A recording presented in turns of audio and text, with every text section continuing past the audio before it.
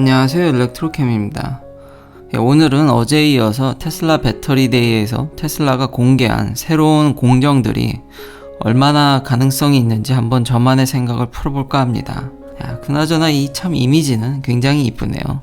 이 템리스 배터리인데 이게 바로 엣지 컨택이군요. 내부 저항을 감소시켰고 전자가 이동해야 될 패스가 줄어서 저항이 줄었으므로 어제 말씀드렸듯이 충전 속도도 올리고 파트도 줄였기 때문에 매뉴팩처링도 좋아졌죠. 그리고 여기 10TWh 프로덕션이라는 이야기가 나옵니다. 테슬라가 보기에는 지금 같은 발전 속도와 가격으로는 이 트랜지션을 빨리 할 수 없다라는 거죠. 아직도 배터리 가격은 너무 비싸고 비싼 것뿐만 아니라 생산 속도가 너무 느리다는 겁니다. 지난 영상에서 제가 보여드렸듯이 그럼 원통형 배터리는 굉장히 빨리 생산하는 것 같은데도 테슬라, 특히 일론 머스크 성에는 안 차는 것 같습니다. 저는 그래도 이 테슬라가 이걸 양산에 어느 정도 성공할 거라고 보는 이유가 테슬라가 원통형 배터리를 계속 고수하고 있기 때문입니다. 제가 지난 시간에도 이렇게 영상을 많이 만들었었죠.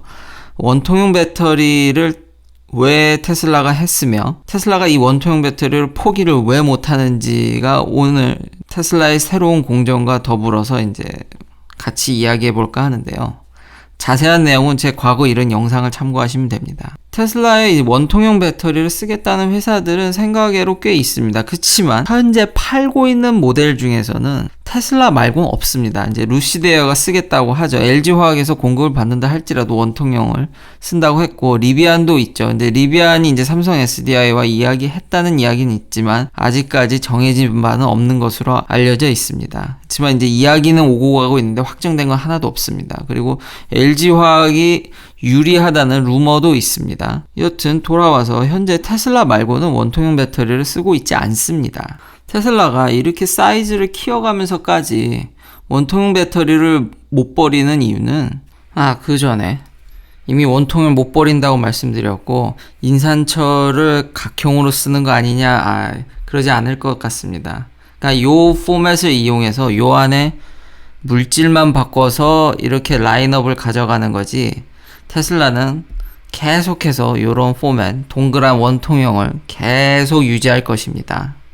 요 안에 물질만 바뀌어서 인산철, NMC 그리고 하이니켈 이렇게 구현할 것입니다. 전에도 말씀드렸지만 이 원통형 배터리는 개발된 지 굉장히 오래됐습니다. 무려 1907년에 개발됐습니다. 저희가 일반적으로 쓰는 이런 AA 건전지는 1907년에 개발이 됐고요. 트리플 A는 1911년에 개발됐습니다. 물론 이때 자동화가 됐다는 건 아닙니다. 그래서 테슬라가 이렇게 이야기합니다. 서두에 프린팅과 버틀링에 이제 인스퍼레이션을 얻었다 그러죠. 그만큼 예전부터 오래전부터 사람들이 이것에 대해서 자동화를 굉장히 오랫동안 연구해 왔습니다. 그러니까 굉장히 숙성된 기술이라는 거죠. 물론 이런 것 때문에 특허가 다 풀려 있어가지고 기술 개발도 용이하고 투자 금액도 절약할 수 있겠죠. 반면에 LG화학을 필두로 다른 전기차 회사들이 쓰는 사실 근데 그 전기차 회사들은 포르쉐나 폭스바겐도 그렇고 기술력이 없기 때문에 LG화학의 말을 들을 수밖에 없는 상황입니다. 그러니까 LG화학이 거기서는 갑질을 하고 있는 것이죠. 반면에 이제 테슬라한테는 갑질이 통하지 않아서 테슬라가 원하는 대로 원통형을 공급하고 있습니다. 이게 보시면 이 두 배터리 간의 차이가 있습니다. 당연히 만드는 방법이 차이가 있는데 파우치형은 이렇게 G스택이라든지 혹은 LG화학 특유의 이게 LG화학이 특허를 다 갖고 있고 LG화학만 할 수 있습니다. 거의 LG화학이 독자 규격으로 간 이렇게 스태킹 공법이 있습니다. 다 잘라가지고 이렇게 차곡차곡 올리는 것이죠. 간략하게 요약하면 사실 파우치 배터리가 더 성능이 여러모로 부피면이나 장점들이 참 많습니다. 그러나 이 문제가 최종적으로 셀을 마무리하고 가스를 빼줘야 됩니다. 이 일렉트롤라이트를 넣은 다음에 거기서 이제 가스들이 발생해서 가스를 빼줘야 되는 그러니까 공정을 지금 보시면 테슬라는 공정을 줄여가는데 파우치는 지금 공정을 하나 더 넣어야 되죠. 그리고 파우치 배터리는 처음 나온 것이 1995년입니다. 그래서 이게 자동화나 이런 것들이 최근에 와서야 개발이 됐습니다. 예를 들면 유튜브에 이런 중국에서 배터리 만드는 영상 보면 예전에는 심지어 파우치 배터리 같은 경우는 글러브 박스 안에서 사람 손을 넣어가지고 일부 조립에 사람이 실제로 투입되기도 했습니다. 물론 최근에 와서 LG화학이 독자 규격 및 자동화까지 다 구현해가지고 자동으로 방식을 생산하나 삼성증권의 애널리스트 분들이 잘 이렇게 정리해놨듯이 속도 개선이 굉장히 중요합니다. 그러니까 좋은 배터리인데 속도가 느립니다. 생산 속도가. 반면 원통형은 그냥 갖다가 막바로 말아버리면 되기 때문에 굉장히 생산 속도가 빠릅니다. 그러니까 정리해드리면 오래 숙성된 기술이고 오래전부터 이미 나왔고 일찌감치 자동화에 성공을 했으며 생산 속도가 매우 빠르다고 이야기할 수 있겠습니다. 그래서 여기에 기반해서 좀 더 이제 저는 확률을 높게 보는 것이죠. 그리고 최근에 테슬라가 하이바 시스템이라는 회사도 인수했습니다. 이 회사는 이제 배터리뿐만 아니라 이런 원통형으로 자동화 공정에 특화된 그리고 이미 이 업계에서 굉장한 기술력과 이미 잘 알려진 회사입니다. 그렇기 때문에 이 테슬라의 전 자동화 공정에 대해서 좀 더 확률을 높게 보는 것이죠. 이것은 사실 누구도 예측을 못합니다. 해보기 전까지는. 그렇지만 테슬라가 이렇게 잘 알려진 기술들을 잘 버무리려고 하기 때문에 저는 가능성을 좀 높게 보는 편입니다.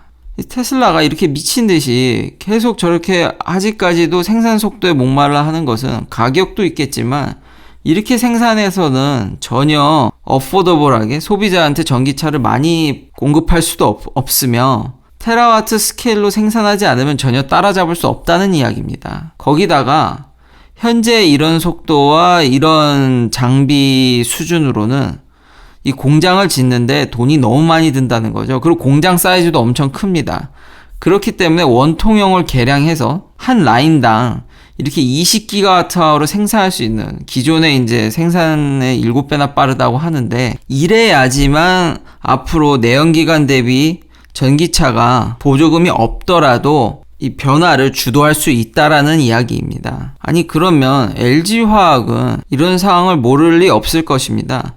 그렇기 때문에 이제 생산 속도를 늘리려고 부단히 노력을 하는데요. 누누이 말씀드리지만 배터리 기술은 그렇게 빨리 발전하지 않습니다. 케미스트리뿐만 아니라 자동화 역시도 굉장히 느리죠. 그러면 LG화학이 원통형을 생산하면 안 되겠냐? 예, 그래서 실제로 원통형을 생산해서 테슬라에게 납품하고 있지만 엄밀히 말하면 주력 상품이 아닙니다. 이게 왜 이러냐면 제 생각이지만 LG화학은 여전히 이런 폴더블 배터리 컨슈머 시장에서도 강자입니다. 그러니까 노트북이라든지 우리가 쓰는 이런 노트북이죠. 얇게 들어가는. 그러니까 전자기기라든지 이런 시장이 여전히 배터리 시장에서 꽤 큽니다. 그리고 이게 지금 그나마 돈을 벌어다 주고 있는 것으로 보여집니다. 그러니까 배터리를 팔아서 가뜩이나 돈을 벌기가 쉽지 않은데 그나마 여기를 벌 수 있기 때문에 이 시장을 중심적으로 이제 전기차 시장까지 이제 확장하겠다는 그런 로드맵을 나름대로 갖고 있는 것 같습니다. 전기자동차 시장에 들어간 이제 배터리는 앞으로 성장성이 좋다는 거지. 현재 2019년 지금 보면은 다 이제 3등분해 있습니다. 그러니까 이 시장도 버리기에는 아직 컨슈머 시장이 크기 때문에 LG화학이 계속 이렇게 파우치 배터리를 고집하는 것 같습니다. 그래서 이제 오늘을 정리해 드리면 결국은 이 폼팩터의 문제인 것 같습니다. 파우치보다는 현재 원통형이 생산 속도가 더 빠르며 이미 여러 회사들, 이 회사도 에너자이저도 당연히 이거 자동으로 만들죠. 그러니까 여러 회사들이 이미 자동화 공정을 잘 닦아놨기 때문에 그걸 개량해서 쓰기 때문에 좀 더 가능성이 있다라고는 보지만 워낙 자동화에 있어서는 변수 하나만 바뀌어도 어떻게 될지 잘 모르죠. 어제의 결론과 똑같이 기다리시면 됩니다. 본인 입으로 일론 머스크 말로 10GW를 당연히 이게 10GW가 파일럿 프로세스더라고요. 다시 한번 생각해 보니까 아니 한 라인에 가동되는 배터리 생산량이 20GWh인데 그거의 절반이니 파일럿 프로세스가 맞겠죠. 다시 한번 말씀드리면 참 이게 이 정도 양이 파일럿 프로세스라니 참 스케일이 다른 분인 건 확실한 것 같은데 금방 아실 수 있을 것입니다. 이게 생산이 안 된다면 어쩔 수 없이 테슬라도 기존 고객사들과 배터리 제조사들과 더 협력을 강화할 수밖에 없을 것 같습니다. 그러나 만약에라도 스스로 생산하게 된다면은 지각 변동이 배터리 업계에 예상이 됩니다. 2년 뒤 100GW와 10년 뒤 3TWh는 이건 뭐 내연기관과 똑같이 그때 가봐야 아는 거고요. 뭐가 됐든지.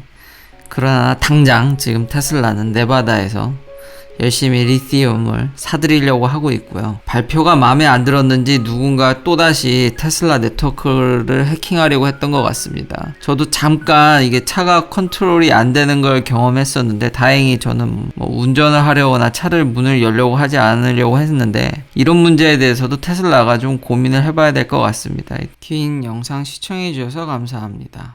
내일도 테슬라 관련 이야기들로 찾아뵙겠습니다.